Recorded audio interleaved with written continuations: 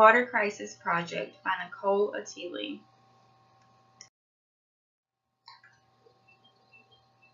Nearly 97% of the world's water is salty or otherwise undrinkable. Another 2% is locked in ice caps and glaciers. That leaves just 1% for all of humanity's needs. The average total home water use for each person in the U.S. is about 50 gallons a day. The average cost for water supplied to a home in the U.S. is about $2 for 1,000 gallons, which equals about 5 gallons for a penny. The United States has some of the safest drinking water in the world. While drinking water quality varies place to place, depending on the source and the treatment it receives, it must meet the EPA standards.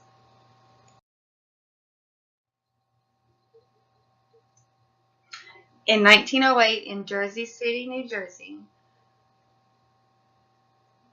was the first city in the United States to begin routine disinfection of drinking water. Over the next decade, thousands of cities across the United States followed suit in disinfecting their drinking water, causing a dramatic decrease in diseases across the country. The occurrence of diseases such as cholera and typhoid dropped dramatically. The occurrence of typhoid fever in the United States was approximately 100 cases per 100,000 in the 1900s. By 1920, it decreased to 33.8 cases per 100,000 people, and in 2006, it had decreased to 0.1 cases per 100,000 people. Typhoid fever decreased rapidly in cities from Baltimore to Chicago as water disinfection and treatment was instituted. The decrease in illness is credited to the implementation of drinking water disinfection and treatment, improving the quality of source water, and improvements in sanitation and hygiene.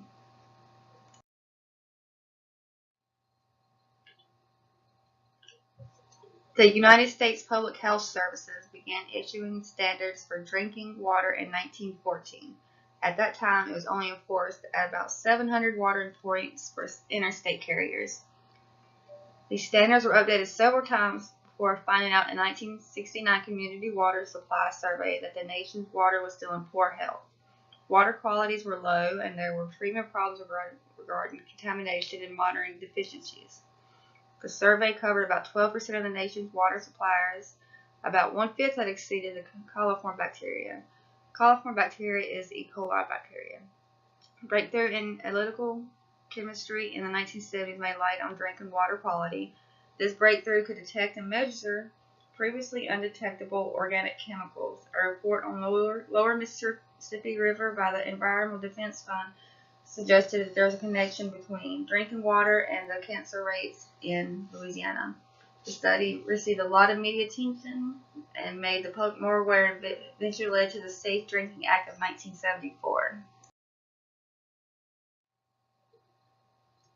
The Safe Drinking Act was passed in the 1970s.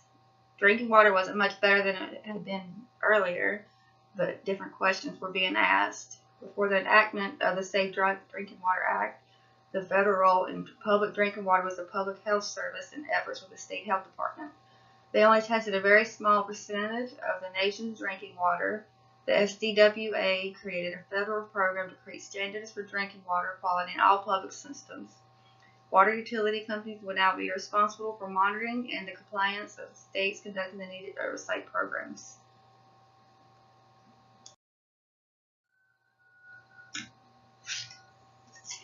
While the United States has some of the best drinking water available, not all of our water is safe.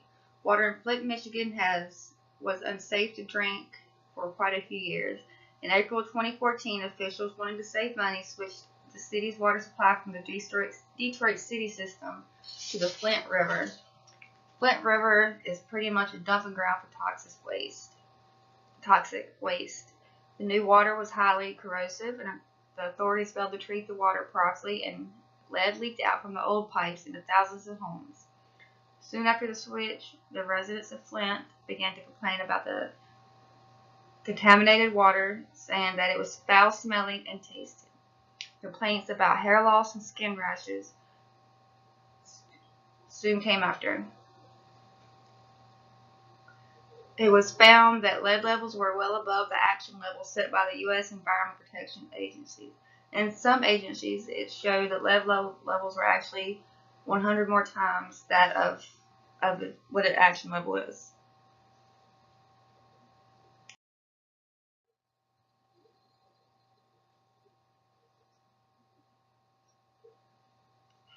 Although citizens expressed their concerns, officials only acknowledged the problems after garnering nationwide attention on the subject. Even after acknowledging the problem in 2015, unfiltered tap water was unsafe to drink, and not enough was being done to make sure all of Flint's residents had safe drinking water. Late in 2016, the federal court ordered the city of Flint and state officials to make sure there was clean and safe drinking water for every home. The government was now responsible for providing Flint homes with water bottle delivery service unless the household has been verified to have a working and properly installed water filter. Before the ruling, it was the residents' responsibility to obtain safe drinking water. Even with this ruling, the city and state refused to comply. In 2017, a new agreement that could be forced by federal came about. The new agreement stated that the city must find and replace the lead and galvanized water service lines by 2020. The state will pay $97 million for this work. In February 2019, the amendment was again updated. The city is now required to use more efficient methods of finding the remaining lead service lines.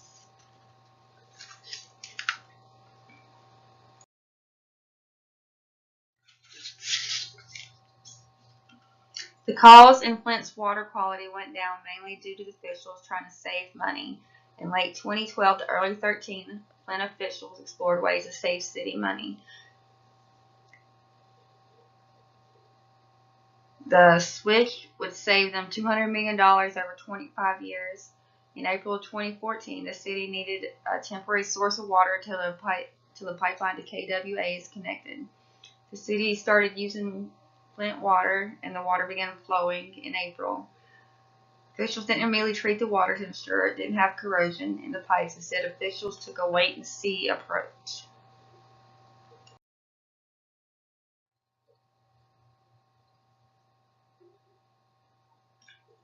The only real way to fix the Flint water crisis is to replace the pipes with lead in it and with a plastic pipe. A U.S. district judge signed off on a deal that replaced 18,000 lines and cost $97 million.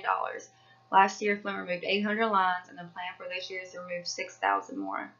High-risk households will be the first to be replaced. High-risk households include those with children under 6, children with high lead in their blood, and households with pregnant women. One thing that could be done for future lead control is to research into Farina hygrometrica. It is a mollusk that can absorb large amounts of lead from water. Scientists believe using this type of mollusk will lead to cleaner water. Instead of using fossil fuels and a lot of energy, we could use these photosynthesizing organisms to clean up the soil and water. In the studies done, the lead accumulates in the cell walls of the plants.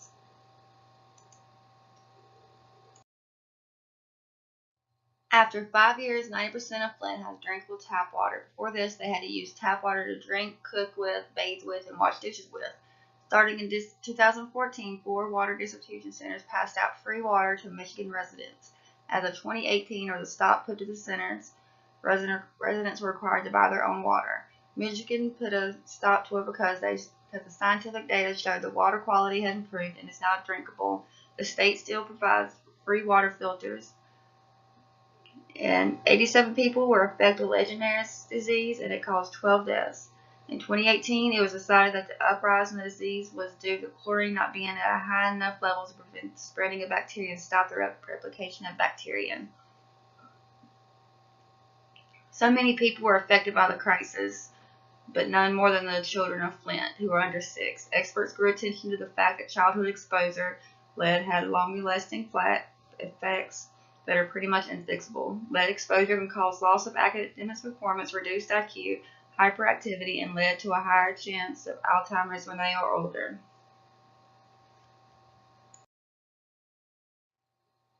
It was discovered that Flint's tap water was exposed to the children of the city to high levels of lead. The EPA and CDC have both agreed there is no known safe level of lead exposure. It is especially unsafe to children under 6. Children under 6 are much more vulnerable to lead because it takes lower doses of lead to affect them. In children, low levels of lead exposure have been linked to damage to the central and peripheral nervous system, learning disabilities, shorter stature, impaired hearing, and impaired formation and function of blood cells. As mentioned above, lead can accumulate in your body and stored in your bones along with calcium. Lead is released during pregnancy from bones as maternal calcium and forms the bones of a baby. Lead can also pass through the placental barrier, exposing the fetus. This can result in a reduction of growth and premature birth. General water sector protocols are set by the Palestinian Cabinet of Ministries and the National Water Council. The council can suspend the board of directors of the region water service providers. The Palestinian Water Authority is responsible for legislation, monitoring, and water resource management of the state. They can carry out regular time inspections. As part of the 1995 interim agreement, the Joint Water Committee, JWC, was established between Israel and Palestine. The JWC wasn't independent from either place. Water Law Number 3 provided legal basis for establishment of national water utilities. The goal was to make 4 regional utilities, 3 in West Bank and 1 in Gaza. As of 2011, the only one built was in Gaza. Water quality is considerably worse in the Gaza Strip than the West Bank. About 1/3 to even half of the water that gets to Palestine is lost in distribution. The long-standing blockade in Gaza war has caused very severe damage to the vegetation in the Gaza Strip. There is severe water pollution caused by the fact that the existing treatment plants didn't have enough capacity to clean all the wastewater.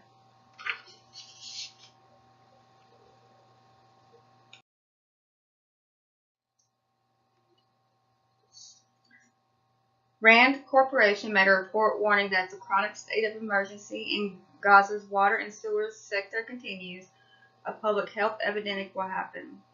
A main cause of the crisis is the depletion of Gaza's coastal aquifer, which is where 95% of Gaza gets its water. The main reason of the contamination is the main reason the aquifer isn't working is the contamination over many years of overuse. It extracts 3 times more water than it's naturally replenished by rain, resulting in intrusion of seawater. The water in Palestine is unsafe to drink due to Israel's blockade of Gaza, and military operations make it impossible for Palestinians to restore their water facilities. They are unable to build or maintain water structures because Gaza's structures are in Israel-controlled territory. All projects must be approved by the JWC and the Israel Army. The structure in Gaza is subject to destruction by Israel attacks. The loss of water facilities has had a lasting impact on Palestinians in Gaza. The continued blockade by Israel security forces present the import of equipment and spare parts needed to improve the water supply and sanitation system. Even something as simple as chlorine. The groundwater in Gaza is highly contaminated. The top cause for mortality in children in Gaza is water pollution. 1/4 of illnesses and 12% of child deaths are linked to gastrointestinal disorders due to water pollution. In 2014, and the numbers continue to rise. The war has destroyed the water infrastructure. This has led to a rise in germs such as cholera and salmonella. Today, 90% of drinking water is below international standards and isn't drinkable. According to a study, in schools there is 1 toilet for 75 students and only 1 hand washing sink for 80. As a result, the students in the school are in danger of contracting gastrointestinal diseases. Schools and hospitals are only clean when deemed necessary to preserve water. Due to the fighting with Israel, the condition of the infrastructure is in poor shape, which is causing the rise in morbidity. Very few sewage treatment installations purify the water before it's dumped into the sea or used for irrigation. Residents collect water personally in barrels and such to drain their sewage on the street. Importation from other countries is a possible solution. There is a finite amount of water in the Jordan Valley area from rivers. Israel currently gets about 40% of its water from the sources originating from West Bank. The redistribution could be beneficial to all parties. Since most of it's used for agriculture, Israel could trade with Palestine and make a deal for fresh fruits and veggies for more share in the water. Agriculture is down because it's hard for farmers to earn their money back. Another option is desalination. This is the removal of salt from ocean water. This option is cheaper than transporting water. Desalination would cost about 65 cents per cubic meter, while transporting would cost 95 cents per cubic meter.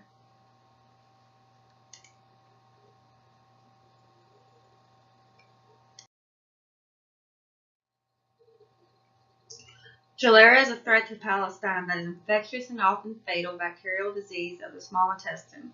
It usually comes from tainted water supplies. Symptoms are diarrhea and vomiting. 95,000 deaths occur each year, and a total of 295,000 people contract it.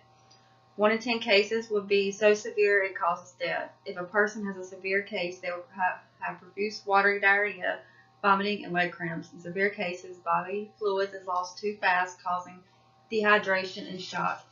If not treated, the patient will die in hours. Treatment is replenishing the liquids lost and antibiotics. It can be easy to treat if caught in time. Antibiotics shortens the course life and severity of the disease. Symptoms can appear in as long as a week and as little as 5 hours, but it's usually between 2 and 3 days. To be diagnosed with cholera, a doctor must collect a stool sample or rectal swab.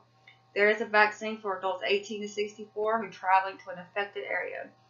The cholera bacteria are usually found in areas of inadequate water treatment, poor sanitation, and poor hygiene. Cholera is contracted by drinking contaminated water.